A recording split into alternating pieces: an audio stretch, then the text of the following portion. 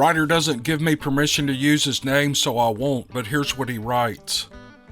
For the last 3 years, I've been traveling to the southeast corner of Oklahoma to bear hunt in the Ouachita National Forest with a few friends. I grew up taking camping trips to that area where we would go four-wheeling through the vast expanse of pine-forested mountains. Never having seen or heard anything to convince me otherwise, I always thought that cryptids were a case of misidentification of natural wildlife. Well, that would all change in the fall of 2020. I once asked a close family friend if he thought Bigfoot was real. He was a true woodsman, or what I would call a legitimate mountain man. He lived in a small cabin miles from any paved road. I guess you could say he lived up to the phrase, "a country boy can survive." His cabin was situated on the south side of Highway 1, somewhere in between the highway of Tallahena, a few miles from where my mind would be changed.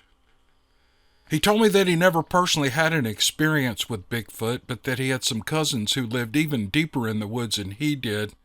And one dark night, they arrived at his doorstep frantic and rambling on about some sort of wild man that had been beating on the side of their cabin and trying to get in. He said their experience shook them up so much that they never went back to the cabin to get their belongings. "If you don't believe me," my friend said, "I can take you up where their cabin is, and you can see all the things they left behind." I was a teenager at the time, and it sounded like an adventure to me. So the next day we went up to the cabin. He wasn't lying. There were clothes and appliances and furniture still in the cabin. They were all worldly possessions, things that could be replaced rather than face the creature that had attacked their cabin again. "What do you suppose is in these woods that would terrify a man into leaving his home behind?" my friend asked. 10 years later, in October of 2020, I had taken a week off from work with visions of filling my black bear tag for the second year in a row. We were on forestry land in the Holston Valley area of the Ouachitas. I made many trips to this area. It's beautiful there, and sometimes it's a little odd. Some mornings, the silence of the woods would be so powerful that my ears would ring. There wouldn't even be the faintest chirp of a cricket. Normally, the woods were teeming with life at all hours of the day and night. Well, I dismissed it and got on with my hunt. I placed a few game cameras in the area about a month before the hunting trip, and to my surprise, they were all ripped off the trees. I figured it was not a big deal. In fact, I saw it as a good sign. The only things big enough to rip those cameras down were bears. When I checked the images on the camera, though, I realized that something had removed them without being caught on the film. A bear would have been obvious. I would have seen a mouth or teeth and chewing at the lens and paws, maybe. I replaced the cameras and returned a few days later to check them again. This time they had been removed and smashed. It appears as if something had slung them up against a tree and then left them at the base. From what I salvaged, I managed to catch a glimpse of long brown hair, but that was it. I figured it had to be a bear. I did find it odd that a bear could disable my cameras from behind and without triggering a photo of itself. A few days later, a friend of mine showed up and he hunted with me that evening. We had a pair of two-way radios in case of an emergency. He decided to hunt an area roughly 900 yards to my east. Well, I was hunting a tree stand, and I told my friend that I would be staying well past dark that night. I had previously been leaving with enough daylight to find my way out, but since he was there, I wouldn't worry about not being found if I stumbled and injured myself on the way out. This was rugged terrain, and one could easily take a misstep and fall to his demise. At 5 p.m., I was jolted to my senses by a terrible scream coming from above me on the mountain. It sounded like someone hollering, but I knew there was no way anyone would be that deep in the woods making noises like that. I was a mile from any paved road, and whatever was up there was even further from any other roads.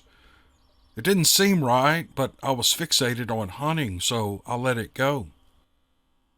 30 minutes later, it happened again. This time it was closer. Now, why I didn't climb my dumb backside down out of that tree and walk back that second is beyond me.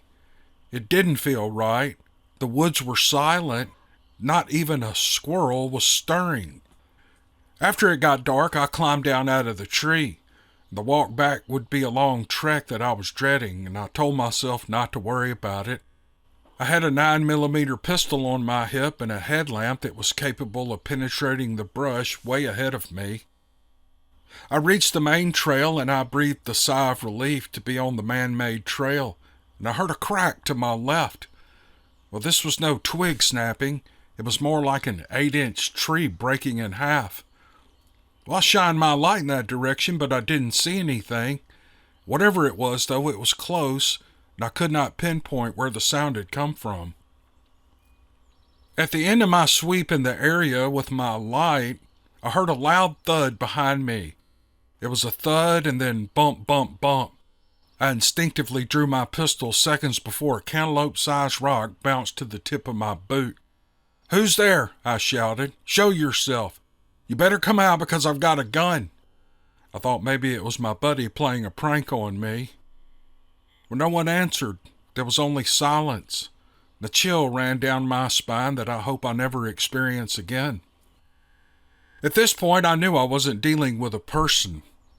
I don't know why, but I said, "I'm leaving now," and I backed my way down the trail with the light shining in the direction the rock had come from until I was well away. And then I hauled my ass into my Jeep. I've never felt more relieved than I did when I jumped inside. My buddy was waiting for me back at camp. He had a fire going and dinner cooking.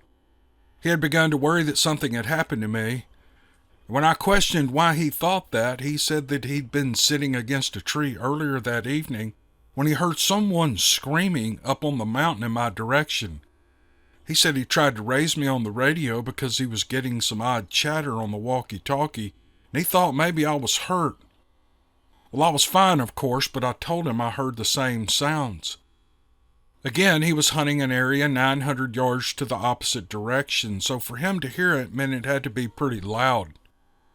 Well, I was debating whether or not to tell him about what happened to me as I began to build up the fire. I started piling it on, and by the time we were going to bed, I had put the whole stack on the fire. "Hey," my buddy said, "it took me all day to gather that wood. Why are you making such a big fire?" I decided to tell him what happened. He dismissed the whole thing as my imagination. I knew he would do that. He said that rock probably just rolled off the mountain somehow. But what he couldn't explain, though, were those loud screams. Nevertheless, to this day, he maintains that I was imagining things. He knows I'm an avid outdoorsman and not one to spin tales, so I think he understood that something had me shook. But he wasn't there, was he? I continued to hunt that spot for the remainder of that season, and I never experienced anything strange again, and I hope I never do. As for what I believe, I think there must be some truth to these stories. There is no way we could all experience these things and find so many similarities without them holding some kind of truth.